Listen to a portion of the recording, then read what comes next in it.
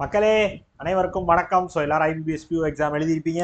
So பியூ mains நீங்கள் நிறைய பேர் எழுதியிருப்பீங்க. ஸோ அடுத்த ஸ்லாட்டுக்கு நிறைய பேர் எழுத உள்ள போயிருப்பீங்க. ஸோ ஃபர்ஸ்ட் ஸ்லாட் சம்பவம் என்னென்னலாம் நடந்திருக்கு ஆல்ரெடி நம்ம காலையிலே சொல்லியிருந்தோம். ஸோ மழை வர மாதிரி இருக்கியா, மழை வந்துட்டு இருக்கு, மழை பெஞ்சிட்டு இருக்கு. ஸோ சென்னையிலாம் பெரிய மழை வருது. ஸோ இன்னும் பெருசாக வரப்போகுதுலாம் காலையிலே வீடியோலாம் போட்டிருந்தோம், இன்ஃபார்ம் பண்ணியிருந்தோம். ஸோ நிறைய பேர் வந்து எக்ஸாம் எழுதியிருப்பீங்க. ஸோ நிறைய பேர் வந்து முடிச்சுட்டு வந்திருப்பீங்க. ஸோ எக்ஸாம் எப்படி இருந்துச்சு, என்ன சம்பவம் நடந்துச்சு, என்னென்ன ஆயிருக்கு அப்படின்லாம் எனக்கு தெரியல, என்ன ஆச்சுன்னு தெரியல, நான் எப்படி பண்ணியிருக்கேன்னு தெரியல, ஒரு மாதிரி பயத்தில் இருக்கேன் அப்படின்ற மாதிரி கன்ஃபியூஷனில் இருப்பீங்க. ஸோ நீங்கள் நம்மளோட ரிவ்யூ கண்டிப்பாக வெயிட் பண்ணிட்டு இருந்திருப்பீங்க. ஸோ என்ன சார் எவ்வளோ லேட்டாக வரீங்க அப்படின்னு உங்களுக்கு தோணிருக்கும். ஸோ நிறைய பேர்ட்ட கேட்டு ஓரளவுக்கு என்ன மாதிரி கொஸ்டின்ஸ் இருந்துச்சு, என்ன மாதிரிலாம் இருந்துச்சுன்னு கேட்டு தெரிஞ்சுக்கலாமே அப்படின்றக்காக தான் இவ்வளோ நேரம் கொஞ்சம் டைம் எடுத்துக்கிட்டோம், கொஞ்சம் அனாலிசிஸ் பண்ணி கேட்டு விசாரிச்சு முடிக்கிறதுக்கு. ஸோ எப்படி இருந்துச்சு என்னன்றத வீடியோ ஃபுல்லாக பாருங்க, ஸ்கிப் பண்ணிடாதீங்க. ஸோ நல்ல அட்டம்ப்டாக எவ்வளோ பண்ணியிருக்காங்க, நம்ம கேட்ட வரையும் யார் அதிகபட்சமாக அட்டம் பண்ணியிருக்காங்க அப்படின்றதெல்லாம் இந்த வீடியோ ஃபுல்லாக சொல்கிறேன். வீடியோ ஃபுல்லாக பாருங்க. ஸோ அதற்கு முன்னாடி உங்களுக்கு ராயல் பாஸோ வீடியோ கோர்ஸ் தேவைப்படுதுன்னா பர்ச்சேஸ் பண்ணுற லிங்க் கீழே டிஸ்கிரிப்ஷனில் வச்சிருக்கேன். ஸோ கூப்பன் கோட் யூஸ் பண்ணிக்கோங்க. ஸோ கூப்பன் கோட் ஆல்ரெடி நான் சொன்னது மாதிரி தான் CWJ30.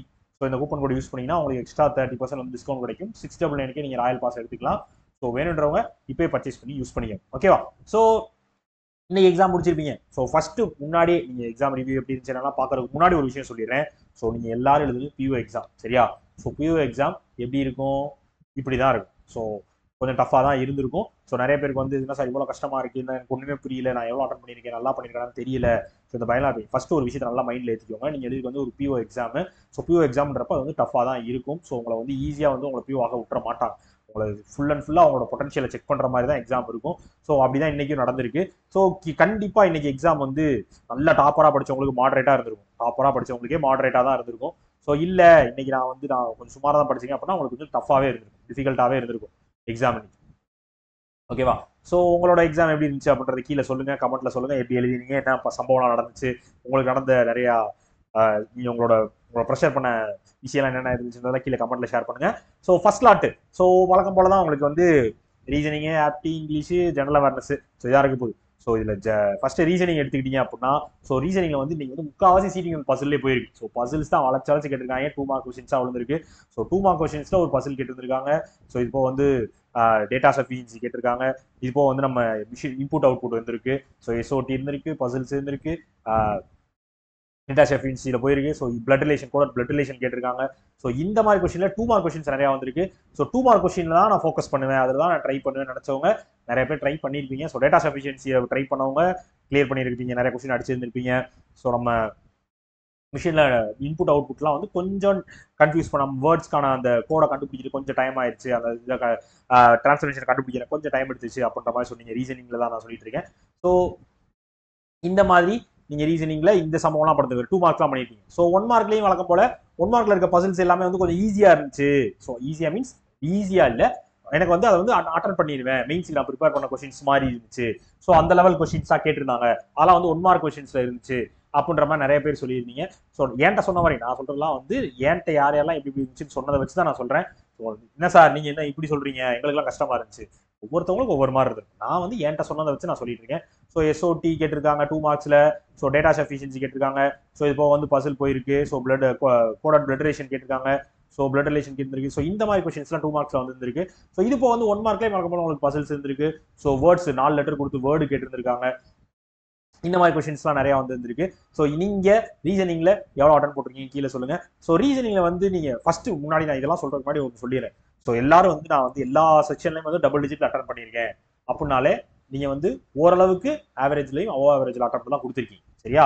ஸோ டபுள் டிஜிட்ல பண்ணியிருக்கேன், ஒரு 10க்கு எல்லாத்துலயுமே 10க்கு மேல அட்டன் பண்ணிருக்கீங்கன்னா நீங்க அதுலேயே வந்து ஒரு நல்ல அட்டம் தான் கொடுத்துருக்கீங்க, சரியா? ஸோ அதில் 2 மார்க் கொஸ்டின் 1 மார்க் கொஸ்டின் மாறும் உங்களுக்கு ரீசனிங்ல ஆப்டிலையும். இருந்தாலும் முன்னாடி சொல்லிடுறேன். ஸோ நீங்க ஒரு 10 எல்லாத்துலயுமே வந்து அபவ் 10க்கு மேல அட்டம் கொடுத்துருக்கீங்கன்னா கண்டிப்பா சொல்லி நீங்க நல்ல அட்டம் தான் கொடுத்துருக்கீங்க, சரியா? ஸோ ஆவரேஜ் இருந்து அபவ் ஆவரேஜ் அட்டம் தான் கொடுத்துருக்கீங்க. ஸோ ரீசனிங்ல வந்து நான் கேட்ட வரையும் எல்லாரும் என்ன சொன்னது, நான் வந்து இந்த மார்க்ஸ் வச்சு சொல்லல. ஸோ 2 மார்க் 1 மார்க் கொஸ்டின்ஸ் வச்சு சொல்ல, ஓவராலா வந்து இந்த 2 மார்க் கொஸ்டின்ஸ்ல வந்து ஒரு 5 கொஸ்டின் வரையும் அட்டன் பண்ணலாம். டேட்டா சஃபிஷியன்சில கொஞ்சம் எடுத்து போட்டு அட்டன் பண்ணலாம். பிளட் ரிலேஷன், ஸோ இதெல்லாம் கொஞ்சம் எடுத்து போட்டு அட்டன் பண்ணோம்னா ரிவர்சல் சிலாஜிசம்லாம் கேட்டிருக்காங்க இன்னைக்கு. டேட்டா சஃபிஷியன்சி கொஸ்டினோட சேர்த்து ரிவர்ஸ் சிலாஜிசம்லாம் வந்திருக்கு. ஸோ இதுல வந்து கிட்டத்தட்ட ஒரு 5 கொஸ்டின்ஸ் வரையும் அட்டன் பண்ணலாம் அப்படின்னு சொல்லியிருக்காங்க. ஸோ 1 மார்க் கொஸ்டின் வந்து ஒரு 10 12 போடலாம் சார், 10 12 வரையும் போடலாம். ஸோ இந்த மாதிரி தான் இருந்துச்சு. 10 கொஸ்டின் வரையும் கூட ட்ரை பண்ணலாம் அப்படின்ற மாதிரி தான் சொல்லியிருந்தாங்க. நான் வந்து கொஸ்டின் கணக்கு தான் சொல்றேன், மார்க் கணக்குல சொல்லல, சரியா? ஸோ இந்த மாதிரி அட்டன் பண்ணலாம்னு சொல்லியிருந்தாங்க ரீசனிங்ல. ஸோ நீங்க எப்படி பண்ணீங்கன்றதையும் சொல்லுங்க.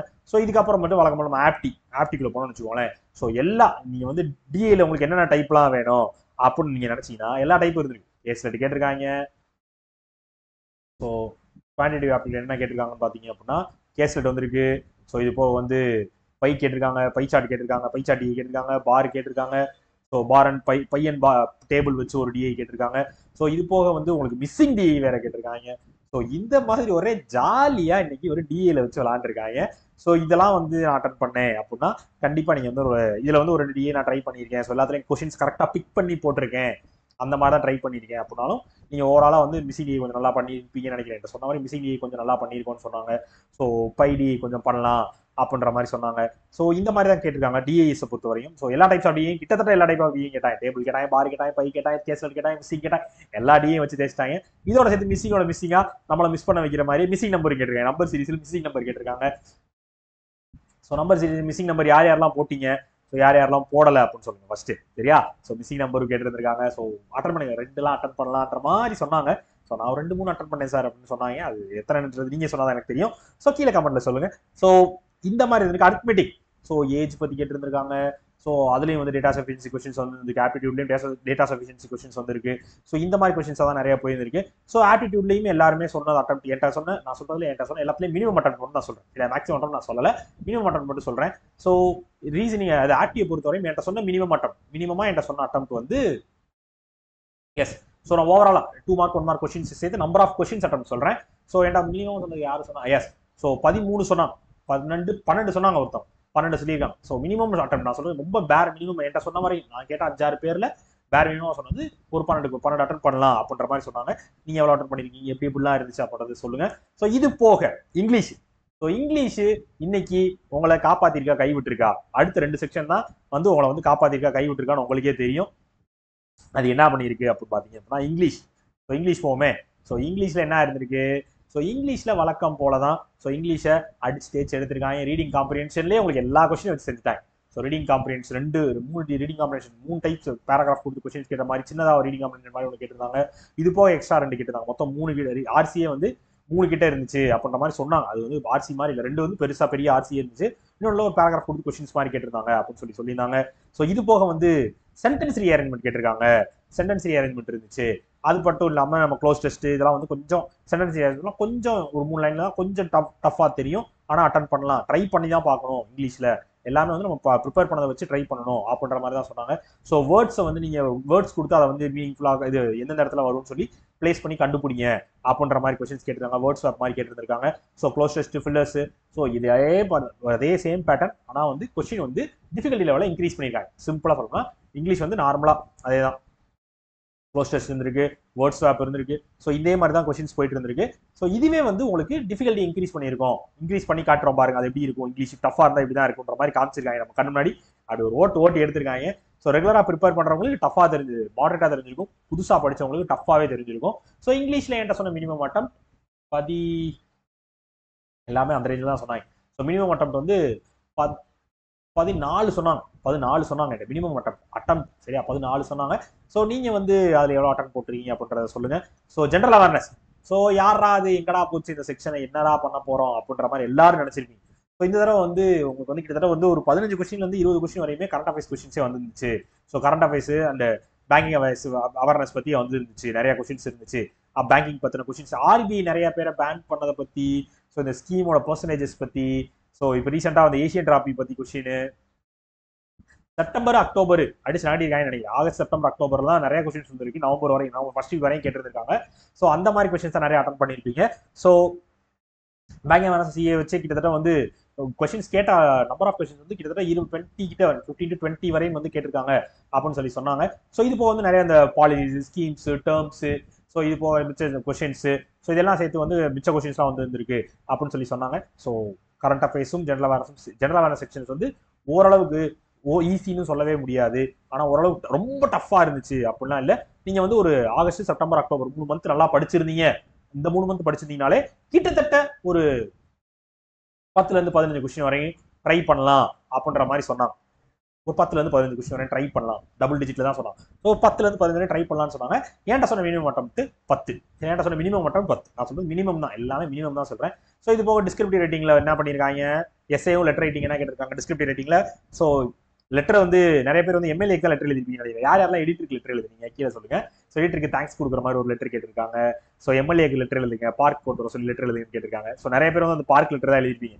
ஸோ ஃப்ரம் அதெல்லாம் காமிச்சு பார்க்குக்கு லெட்டர் எழுதிருப்பீங்க, எம்எல்ஏக்கு லெட்டர் எழுதிருப்பீங்க. ஸோ நல்ல விஷயம். ஸோ இதே மாதிரி எஸ்ஏவும் அதே மாதிரி தான் கேட்டிருக்காங்க. ஸோ மெடிக்கல் ஆப்ஸ் பத்தி டெவலப் பண்ணி என்னெல்லாம் யூஸ் ஆகும் அந்த மாதிரி ஒரு இதுதான் எல்லாரும் அட்டன் பண்ணி என்கிட்ட சொன்னது. இந்த இதான் அட்டன் பண்ண தான் சொன்னாங்க. நீங்க என்ன அட்டன் பண்ணிக்கின்றதையும் சொல்லுங்க. எஸ்ஏ ரைட்டிங் சரியா. இன்னொரு ஒரு எஸ்ஏ வந்து டேட்டாஸ் கொடுத்து இந்த இயர்ல வந்து ஏன் இதெல்லாம் சேஞ்ச் ஆயிருக்கு அப்படின்ற மாதிரி ஏதோ டேட்டா கொடுத்து கேட்டிருக்காங்கன்னு சொல்லி சொன்னாங்க. எனக்கு அது கிளாரிட்டியா புரியல. உங்களுக்கு தான் அது எப்படின்றது தெரிஞ்சுன்னா சொல்லுங்க. டிஸ்கிரிப்டிவ் ரைட்டிங்கும் ஓரளவுக்கு மாடரேட் தான். ஐ மீன் டஃப்னு இல்லாம ஓரளவுக்கு மாடரேட்டா ட்ரை பண்ணலாம். கொஞ்சம் இது பண்ணி இழுத்து பிடிச்சி ஓடிடலாம். டிஸ்கிரிப்டிவ் ரைட்டிங்கும் அப்படிதான் இருந்திருக்கு அப்படின்ற மாதிரி சொல்லியிருக்காங்க ஐயா. ஸோ என்கிட்ட சொன்னதை வச்சு எக்ஸாம் இப்படிதான் நடந்திருக்கு ஒரு ஒரு ஒரு எப்படி சொல்றது, ஒரு அனுமானம், ஒரு அனாலிசிஸ் தான் பண்ணியிருக்கோம். ஸோ இதுல நீங்க எந்த மாதிரிலாம் அட்டன் பண்ணியிருக்கீங்க, எந்த மாதிரி மிஸ்டேக்லாம் விட்டுருக்கீங்க, எந்த மிஸ்டேக்லாம் அடுத்து கூட கூடாதுன்னு மைண்ட்ல ஃபிக்ஸ் பண்ணி வச்சிருக்கீங்க, அதெல்லாம் உங்களோட கமெண்ட்ஸ் என்கிட்ட ஷேர் பண்ணுங்க. கண்டிப்பா அது எல்லாருக்கும் யூஸ்ஃபுல்லா இருக்கும். ஸோ எக்ஸாம் மெயின்ஸ் முடிச்சுட்டு வந்துட்டோம். இனிமே அதை யோசிச்சு உங்களை கன்ஃபியூஸ் பண்ணிக்கிறாதீங்க. ஸோ ஓரளவுக்கு நல்ல அட்டம் கொடுத்துருக்கீங்க அப்படின்னா இன்டர்வியூக்கு ப்ரிப்பேர் ஆக ஆரம்பிச்சிருங்க. இப்போ இருந்தே படிக்க ஆரம்பிச்சிருங்க. நீங்க விட்ட லேகெல்லாம் அந்த இன்டர்வியூல பிடிச்சிடணும் அப்படின்ற ஒரு மைண்ட் செட்டை இப்போ இருந்தே வச்சுக்கோங்க. ஸோ இன்டர்வியூ நிறைய மார்க் இன்டர்வியூஸ் வீடியோஸ் பாருங்க, நிறைய இன்டர்வியூ டிப்ஸ் எடுத்துக்கோங்க. ஸோ நிறைய ப்ரிப்பேர் பண்ணிட்டே இருங்க. கண்டிப்பா உங்களுக்கு ஒரு நல்ல ரிசல்ட் இருந்துச்சுன்னா இப்போ பண்ற ப்ரிப்பரேஷன் அப்போ உங்களை செம்மையா சப்போர்ட் பண்ணும். ஸோ அதையும் ஃபோக்கஸ்ல வச்சுக்கோங்க. எதையுமே மிஸ் பண்ணிடாதீங்க. ஸோ ஆப்பர்ச்சுனிட்டி கிடைக்கிறப்ப அதை யூஸ் பண்ணிக்கிட்டீங்க, நல்லபடியா யூஸ் பண்ணிருப்பீங்க நம்புறீங்க. நம்பிக்கையில இருக்கீங்கன்னா அடுத்து மெயின்ஸுக்கு போயிது, இன்டர்வியூ ப்ராசஸ்க்கு போயிருக்கு. ஓகேவா. ஸோ மைண்ட் டபுள் மைண்டா வச்சுக்கிறாரு. எக்ஸாம் முடிச்சாச்சு, நல்லபடியா பண்ணியாச்சு, வந்தாச்சு, அடுத்த வேலையை பார்க்க ஆரம்பிச்சிடும். ஓகேவா. ஒரு வேலையை பார்த்துட்டு இருந்தா அது முடிச்சிருக்கும், அடுத்த வேலையை ஸ்டார்ட் பண்ணிடும். ஓகேவா. அதை ஃபாலோ பண்ணிக்கோங்க, மிஸ் பண்ணிடாது. ஓகேவா. ஓகே மக்களே. ஸோ இதுல நான் ஏதாவது தப்பு துறையா ஏதாவது சொல்லியிருந்தேன்னா என்ன மன்னிச்சுக்கோங்க. ஸோ மேபி என்கிட்ட சொன்னதை வச்சு நான் சொல்லியிருக்கேன். உங்களுக்கு இதுல வேற ஏதாவது இருந்துச்சு அப்படின்னா அதை நீங்க உங்களோட கமெண்ட்டை கீழே ஷேர் பண்ணுங்க. ஓகேவா. ஓகே மக்களே. Tata bye bye, see you.